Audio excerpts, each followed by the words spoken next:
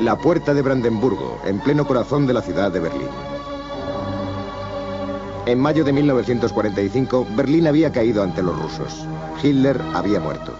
Alemania yacía impotente. 3 años más tarde, se libraba otra batalla en Berlín. Pero esta vez se trataba de una batalla política.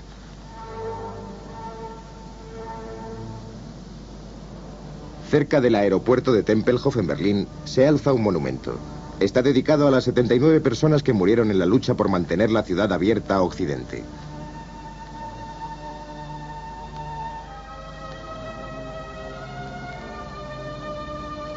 En 1945, Berlín parecía una ciudad fantasma, y era una ciudad dividida. Eso ya había sido establecido por los 3 líderes aliados, quienes en Potsdam estaban configurando el perfil del mundo de la posguerra. Dividieron el territorio de Alemania en 4 zonas de ocupación militar.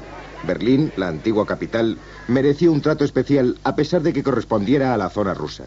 La ciudad fue igualmente dividida en 4 sectores. Durante los primeros 2 meses, la Unión Soviética fue la única protagonista de la ocupación militar de Berlín, tratando de que la vida recobrara su normalidad.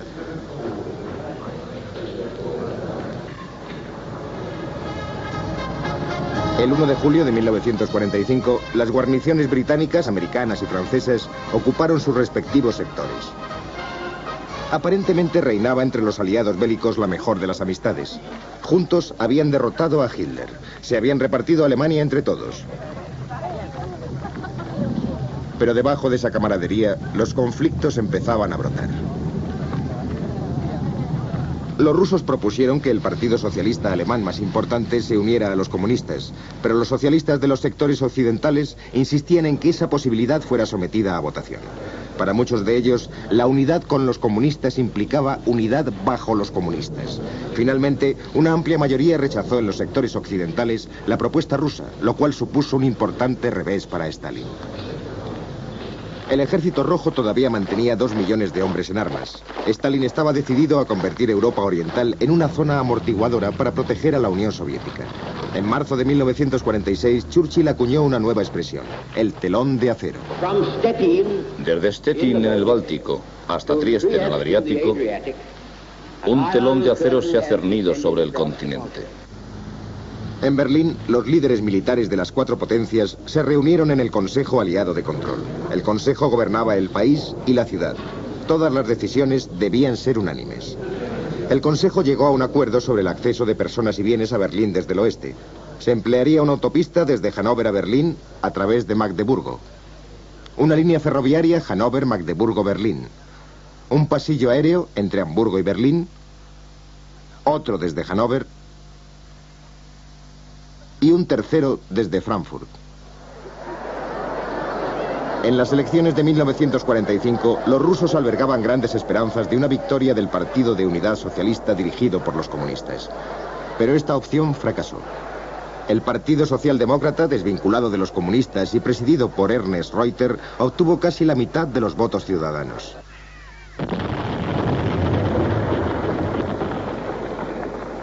La reconstrucción acababa de comenzar. Todo era objeto de racionamiento. Los aliados no estaban de acuerdo en cómo afrontar la inflación y el floreciente mercado negro. En enero de 1947, Gran Bretaña y Estados Unidos unieron sus respectivos sectores en una sola unidad económica. En marzo de 1948 fueron más allá. Desde Londres decidieron forzar la situación al margen de la Unión Soviética e idear un Estado alemán occidental separado. En Berlín, los soviéticos querían saber cuál era la postura acordada en Londres. El general Clay, representante de los Estados Unidos, no se la quiso comunicar. Los soviéticos se retiraron, lo que supuso el fin de la cooperación aliada. Y comenzaron a aplicar restricciones al tráfico hacia el oeste.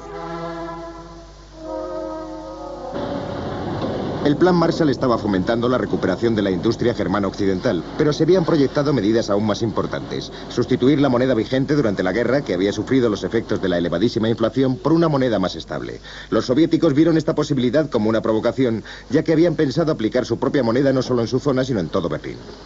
Los aliados occidentales anunciaron que en Berlín Occidental solo sería válida su moneda. El conflicto había estallado. El 24 de junio, los soviéticos interrumpieron el tráfico por ferrocarril a Berlín. El 24 de agosto se cortaron las autopistas y los canales. También sufrieron la misma suerte los suministros de gas y de energía eléctrica desde Berlín Este.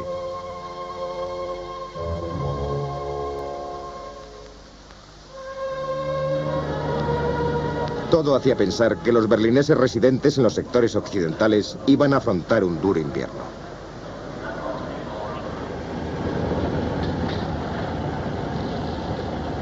El 25 de junio los aliados occidentales pusieron en marcha un puente aéreo con el fin de transportar los suministros esenciales para 2 millones de personas. El servicio comenzaba cuando se te asignaba un avión. Tan pronto como había sido cargado, despegabas de Fondorf, aterrizabas en Gato, descargabas, regresabas y esperabas de nuevo a que tu avión fuera cargado. Te correspondían 3 trayectos y después tenías derecho a 24 horas de descanso.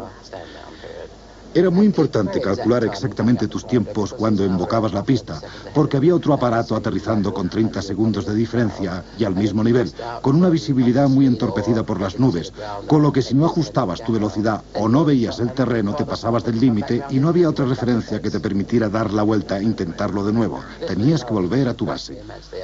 Uno de mis días libres por la tarde estaba sentado fuera en el aeródromo de Bondorf. Había una nube muy baja y llovía, y pude presenciar a través de una ranura de la nube esta procesión constante con 30 segundos de diferencia de los aparatos que tomaban tierra. Mientras unos aterrizaban, otros ya estaban despegando. Se deslizaban sin pausa sobre la pista. La impresión general era de un flujo constante de mercancías que no tenía fin día y noche. 5.000 toneladas diarias de víveres, carbón, petróleo, transportadas a pesar de la meteorología y de los accidentes. Se cumplen 100 días del bloqueo soviético, pero Moscú no había contado con la firmeza de los aliados occidentales ni con la voluntad del pueblo de Berlín. Si el bloqueo soviético obstruye los transportes, la gente camina. Si el bloqueo soviético corta el suministro de gas, la gente se acostumbra a cocinar lentamente. Si el bloqueo soviético impone la oscuridad, la gente se acostumbra a la luz de las velas. Los rusos mantuvieron la presión política. El ayuntamiento de Berlín seguía reuniéndose en el sector soviético hasta que las masas filocomunistas asediaron su sede. Fue entonces cuando el ayuntamiento se trasladó a los sectores occidentales y continuó sus reuniones. El 5 de septiembre, los socialdemócratas convocaron una manifestación multitudinaria. El alcalde Reuter se dirigió a 350.000 berlineses. Los pueblos de América, Gran Bretaña, Francia e Italia miran hacia Berlín. Están convencidos de que esta ciudad y sus ciudadanos no deben ser marginados o abandonados.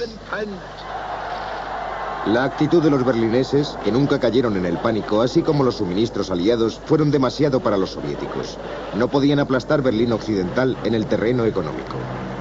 Tampoco estaba a su alcance la victoria política. Stalin tenía sus propios problemas y no estaba en condiciones de luchar. En enero de 1949, Stalin afirmó que estaban dispuestos a negociar y el 5 de mayo concluyó el bloqueo.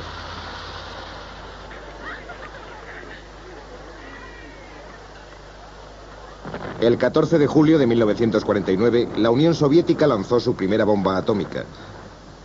Finalizaba así el monopolio nuclear norteamericano que había durado 4 años. A los ojos de Occidente, el poder de Stalin para respaldar sus amenazas parecía ahora muchísimo más grande. 12 naciones componen el Frente Unido que se extiende desde el Trópico de Cáncer hasta el Polo Norte. Ernest Bevin y Sir Oliver Franks son los responsables. La Organización del Tratado del Atlántico Norte, OTAN, unió a Europa y América frente a lo que se consideraba como la amenaza del comunismo. Sin embargo, fue en Corea, en el otro extremo del mundo, donde estalló la siguiente crisis en junio de 1950.